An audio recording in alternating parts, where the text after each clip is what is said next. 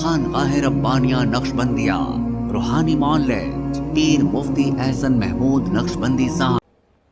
حضور پاک صلی اللہ تبارک و تعالی علیہ وسلم ایک مقام پر کھڑے تھے، مشرکین کی ایک جماعت نے پوری قوت کے ساتھ اس بات کی نیت کی کہ ہم حضور پر حملہ کرتے ہیں۔ آپ صلی اللہ علیہ وسلم کو جب اس کی اطلاع ملی، حضرت انس راوی ہیں فرماتے ہیں کہ رسول پاک صلی اللہ علیہ وسلم نے اعلان فرمایا کہ ان کفار کے ساتھ جو مقابلہ کرے گا وہ جنت میں میرا رفیق ہوگا۔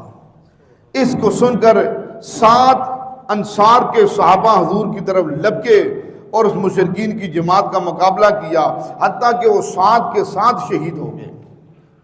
اس کے بعد پھر کفار آگے بڑھنے لگے۔ حضور پاک صلی اللہ علیہ وسلم نے ارشاد فرمایا، کون شخص ہے جو اپنی جان کو میرے لیے فروخت کر دے؟ اللہ اکبر۔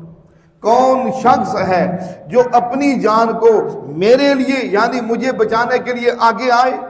چنانچہ وہ ہر صحابی کا یہ جذبہ تھا، ہماری جان لگ جائے پر پیغمبر کائنات صلی اللہ علیہ وسلم کی ذات کے اوپر ایک آنچ برابر بھی تکلیف نہ ہو۔ صحابہ میں تو یہ جذبہ تھا۔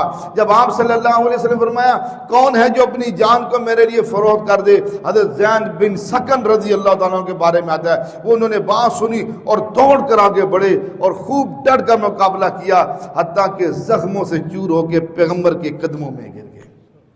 حضور نے فرمایا صحابہ سے زید بن سکن کو میرے قریب کرو۔